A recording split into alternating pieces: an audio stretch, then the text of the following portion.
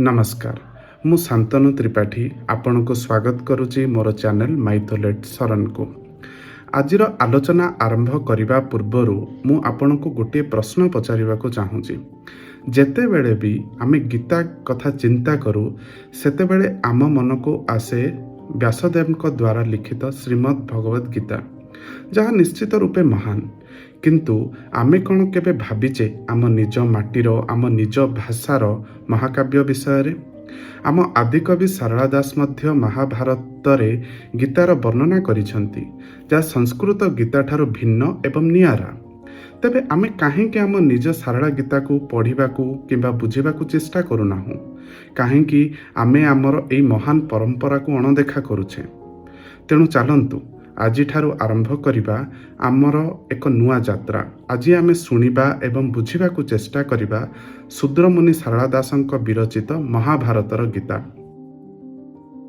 रपि मनु राजा बेनी कर जोड़ी, कुंभ ऋषि सुतंकर पाद तले पड़ी, पुछिले हे मुनिवर कह श्रद्धा भरे, समर हेला कि संधि हेला एहा परे, एहा शुणिबाकु मन हेउछि उच्छन्न, कृपा करी से विषय कह तपोधन। अगस्ती कहिले हेला एथु अन्ते जाहा, बुझाई मु कहू अछि शुण नर नाहा।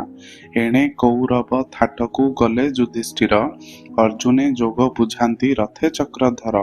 धृतराष्ट्र आगे कहे संजय से कथा, जाहा नामे विख्यात श्री भागवत गीता। एथु अंतरे हस्तिना राज्य नरसाई, पूछिले संजय मंत्री मुख को अनाई। पुण्यभूमि कुरुक्षेत्र मध्य रेम सुते, मेल होई अछंती जुझी राज्य नेबा अर्थे। पण्डुपुत्र मध्य छंती ससैन्य सेठारे, किहुई तही फेड़ी कह मो आगरे। धृतराष्ट्रंक आगरे संजय कहंती, मन देई शुण तुम्भे हस्तिनार पति। एहाकु जदि आमे अर्जुन विषाद जोगर प्रथम भाग रूपे नेबा, तेबे एथिरे सारला दास संजय धृतराष्ट्रंक अनुरोध क्रमे युद्ध वर्णना आरंभ करने को जाउछंती।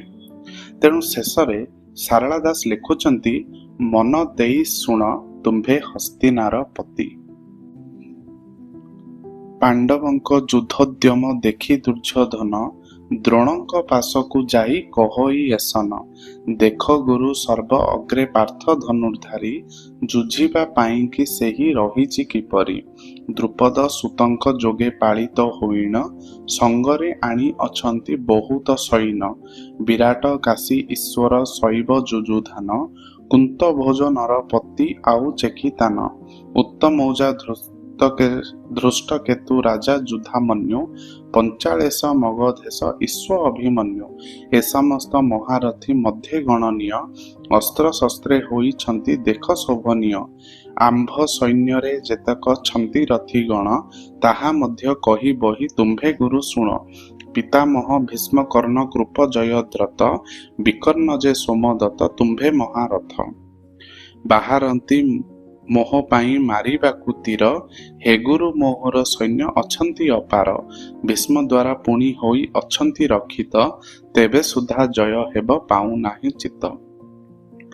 एहाकु जदि आमे द्वितीय भाग अनुसारे नबा, तेबे एठारे दुर्योधन द्रोणंक पाखु जाई केउ केउ माने महाभारत युद्ध रे अंश ग्रहण करिसंती सेही विषय रे चर्चा करुछंती। जेपरि पांडव मानंक पटे द्रुपद अछंती, द्रुपदंक पुओ अछंती, विराट काशीश्वर इत्यादि बहुत महारथी माने अछंती। सेही परि भाबे कौरव मानंक पटे पितामह भीष्म अछंती, कर्ण कृप जयद्रथ विकर्ण सोमदत्त एवं स्वयं द्रोण अछंती बोली दुर्योधन द्रोण को जणाउछंती। एवं महामहिम भीष्मक द्वारा समस्ते रक्षित महामहिम भीष्म आग सेनापति थिबा जोगु समस्ते सुरक्षित अछंती बोली सीए द्रोण को जणाउछंती।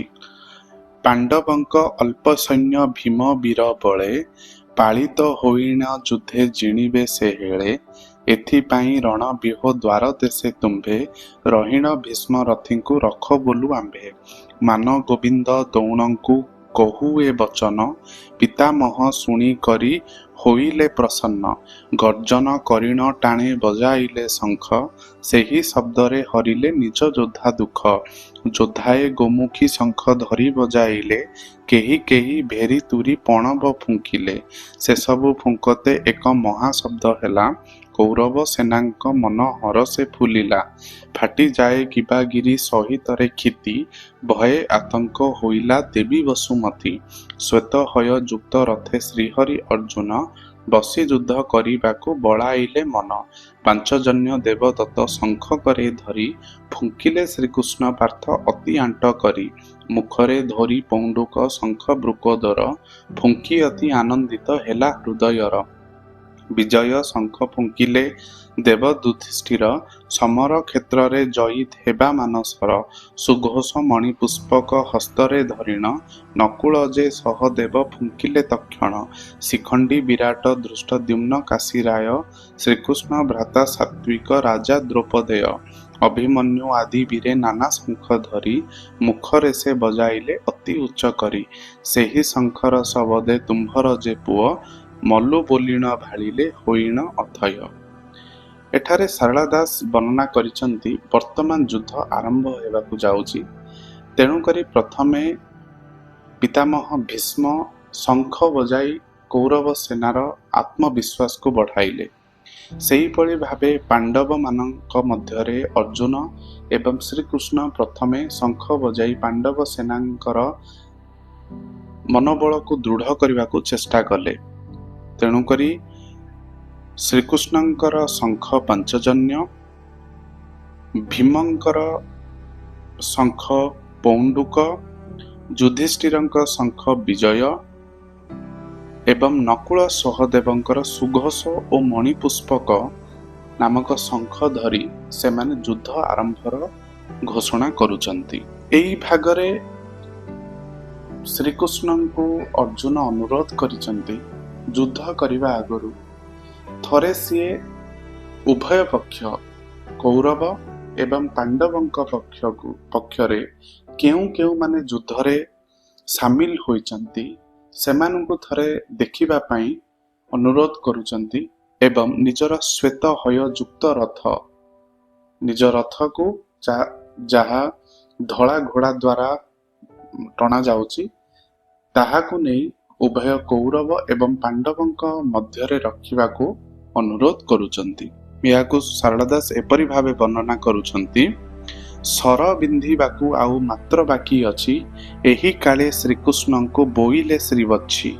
ରଖ ରଖ ପ୍ରଭୁ ଦୁଇ ସେନାର ମଧ୍ୟରେ, ଧୈର୍ଯ୍ୟକୁ ଅବଲମ୍ବୀ ଆନନ୍ଦ ମନରେ। ଯୁଝିବା ପାଇଁକି ଆସିଛନ୍ତି ଯେଉଁମାନେ, ଦେଖିବଇ ତାହାଙ୍କୁ ମୁଁ ଉଭୟ ନୟନେ। କାହା ତୁଲେ ବିନ୍ଧା ବିନ୍ଧି ହେବି ମୁହିଁ ବାଣ, ଏକଥା ଜାଣିବି ଆହେ ରୁକ୍ମିଣୀ ରମଣ। ଧୃତରାଷ୍ଟ୍ରଙ୍କର ଯେଉଁମାନେ ହିତକାରୀ, ଥରେ ମୁଁ ଦେଖିବା ଯାଏ ରଥ ରଖ ହରି। ଅର୍ଜୁନ ବଚନ ଶୁଣି ଯଦୁକୁଳ ସାଇଁ, ଭୀଷ୍ମ ଦୌଣ ଆଗେ ରଥ ରଖିଲକ ନେଇ। ମହାଗୁରୁ ପିତାମହ ପୁଣି ଭାଇ ପୁତ୍ର, ନାତି ସମ୍ବନ୍ଧୀ ଶ୍ୱଶୁର ଶଳା ମାମୁଁ ମିତ୍ର। ଅର୍ଜୁନ ତାହାଙ୍କୁ ଦେଖି ଦୁଃଖିତ ହୋଇଲା, ସେହି କ୍ଷଣି ଦେହ ରୋକି ରକତ ଶୁଖିଲା। ତହୁଁ ବୋଲେ ଆହେ ମଧୁସୂଦନ ମୁକୁନ୍ଦ, ଯୁଦ୍ଧରେ ଜନମୁ ନାହିଁ ମୋହର ଆନନ୍ଦ। ଦେଖ ମୋହର ଶରୀର କ୍ଷୀଣ ହେଉଅଛି, ମୁଖର ଅମୃତ ମଧ୍ୟ ଶୁଖି ଯାଉଅଛି। ଅକାରଣେ ହେଉଅଛି ହୃଦ ଥର ଥର, ରୋମ ଟାଙ୍କୁରି ଉଠୁଛି ଦେହରେ ମୋହର। ଦେହରୁ ପଡୁଛି ଖସି ସ୍ୱର୍ଣ୍ଣ କବଚଟି, ଦେଖ ଦେଖ ରଥେ ମୁହିଁ ପଡୁଅଛି ଲୋଟି। ମୋ ଗାଣ୍ଡିବ ଧନୁ ଅଟେ ପ୍ରାଣରୁ ଅଧିକ, ଧରି ପାରୁ ନାହିଁ ମୋର ଦୁଇ କର ଯାକ। ମୋହର ମସ୍ତକ କିମ୍ପା ବୁଲାଇ ଦେଉଛି, କ୍ରମେ ମୋର ସ୍ୱର ଊଣା ହୋଇ ଯାଉଅଛି। ଯୁଦ୍ଧେ ସ୍ୱଜନ ମାନଙ୍କୁ କଲେ ମୁଁ ବିନାଶ, ଶ୍ରେୟ ନ ପାଇବି ଲୋଭେ ଆହେ ହୃଷିକେଶ। हे प्रभु विजय लक्ष्मी नाही मोर लोड़ा, किए कला कह मते जुद्धे मुह पोड़ा। राजत्व भागरे किस प्रयोजन मोर, बंधुजन माने मोर जीवे जमपुर। कूଳରେ ଯଦ୍ୟପି କେହି ପାରଗ ହୁଅଇ, କୂଳ ବିନାଶ ହୋଇ କିସେ ଆହେ ଯଦୁ ସାଇଁ। ସେମାନଙ୍କ ପାଇଁ ଧନ ରାଜ୍ୟ ଅରଜିବା, ତାଙ୍କୁ ମାରି ଧନ ଏକା ହୋଇକି ଭୁଞ୍ଜିବା। ମତେ ମାରି ପଛେ ରାଜ୍ୟ ଏମାନେ ଭୁଞ୍ଜନ୍ତୁ, ହେ କୃଷ୍ଣ ଏହାଙ୍କୁ ଦେଇ ନପାରେ ମୁଁ ମୃତ୍ୟୁ। ଏହାଙ୍କୁ ମାରିଣ ତିନି ଲୋକର ସମ୍ପତ୍ତି, ମିଥ୍ୟା ବୋଲି ମଣେ ମୁହିଁ ଆହେ ଲକ୍ଷ୍ମୀପତି। ଆତତାୟୀ ଲୋକ ଯାହା ଲେଖିଅଛି ଶାସ୍ତ୍ରେ, ସେଇ ପ୍ରକାରେ ହୋଇଲେ ଧୃତରାଷ୍ଟ୍ର ପୁତ୍ରେ।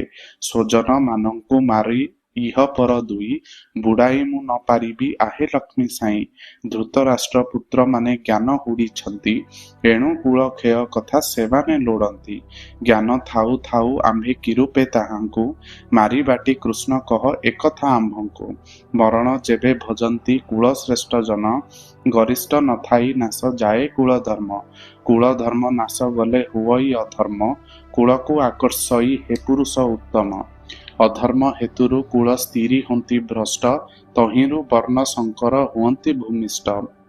ବର୍ଣ୍ଣ ଶଙ୍କର ସକାଶୁ ଜାଣ ପିତ୍ର ଲୋକ, ଲୁପ୍ତ ପିଣ୍ଡ ହୋଇଣ ଯେ ପଡ଼ନ୍ତି ନରକେ। ଜାତି କୁଳର ଧର୍ମ କରିଣ ଉଚ୍ଛନ୍ନ, ସେ ମଧ୍ୟ ପ୍ରାପ୍ତ ହୁଅନ୍ତି ନରକରେ ସ୍ଥାନ।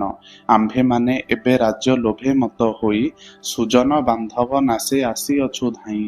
ଆମ୍ଭେ ଶାସ୍ତ୍ର ତ୍ୟାଗ କରି ହୋଇଥିବା ଛିଡ଼ା, ମାରନ୍ତୁ ସେ ଧୃତରାଷ୍ଟ୍ର ପୁତ୍ରେ ଛାଡ଼ି ବ୍ରୀଡ଼ା। ଏହିପରି ଅରଜୁନ କୃଷ୍ଣ ଆଙ୍ଗେ କହି, ଧନୁଶର ତେଜି ରଥେ ପଡ଼ିଲେକ ଶୋଇ। ତେବେ ଏଠାରେ ଅର୍ଜୁନ ବିଷାଦ ଯୋଗ ଅଧ୍ୟାୟର ଶେଷ ହୋଇଛି। ଏଠାରେ ଅର୍ଜୁନ ନିଜର ଜ୍ଞାତି କୁଟୁମ୍ବ ମାନଙ୍କୁ ଦେଖି ଅତ୍ୟନ୍ତ ଭୟଭୀତ ହୋଇଛନ୍ତି। ଯେପରି ସେ ନିଜେ କହୁଛନ୍ତି ଯେ ଶରୀର କ୍ଷୀଣ ହୋଇ ଆସୁଛି, ହୃଦୟ ଥରି ଉଠୁଛି, ରୋମ ଟାଙ୍କୁରି ଉଠୁଛି, ମୋତେ ଖୁସି ଲାଗୁନାହିଁ। ମୋ ହାତରୁ ଦେହରୁ ସ୍ୱର୍ଣ୍ଣ କବଚ ଖସି ପଡ଼ୁଛି, ହାତରୁ ଗାଣ୍ଡିବ ଧନୁ ଖସି ଯାଉଛି, ମୁଣ୍ଡ ବୁଲାଉଛି ଇତ୍ୟାଦି ଇତ୍ୟାଦି। ତ ଏଇଠାରୁ କୃଷ୍ଣ ଆରମ୍ଭ କରିଛନ୍ତି ନିଜ ଗୀତା ବଚନ, ଯାହା ବିଶ୍ୱବିଖ୍ୟାତ ହୋଇପାରିଛି। ତେବେ ଆଜି ବିଷୟରେ ଆମେ ଶୁଣିଲେ ଏବଂ ମୁଁ ଆଶା କରୁଛି ଆପଣଙ୍କୁ ନିଶ୍ଚିତ ରୂପେ ଭଲ ବି ଲାଗିଥିବ। ଏହିଭଳି ଭାବେ ପ୍ରତ୍ୟେକ ଦିନ ମୁଁ ଆପଣଙ୍କ ପାଖରେ ସାରଳା ମହାଭାରତର ଗୀତାର ପ୍ରତ୍ୟେକ ବିଷୟକୁ ସରଳ ଭାଷାରେ ଆପଣଙ୍କ ପାଖରେ ପହଞ୍ଚାଇବାକୁ ଚେଷ୍ଟା କରିବି। ଯଦି ଆପଣଙ୍କୁ ମୋର ଏହି ପ୍ରୟାସ ଭଲ ଲାଗୁଛି, ତେବେ ନିଶ୍ଚିତ ଲାଇକ୍ କରିବେ, ନିଜର ସମସ୍ତଙ୍କୁ, ନିଜ ଓଡ଼ିଆ ଭାଇ ଭଉଣୀମାନଙ୍କୁ ପରିବାର ମଧ୍ୟରେ ସେୟାର କରିବେ ଏବଂ ମୋ ଚ୍ୟାନେଲଟିକୁ ଦୟାକରି ସବସ୍କ୍ରାଇବ୍ କରିବେ। ଧନ୍ୟବାଦ। ଜୟ ଜଗନ୍ନାଥ।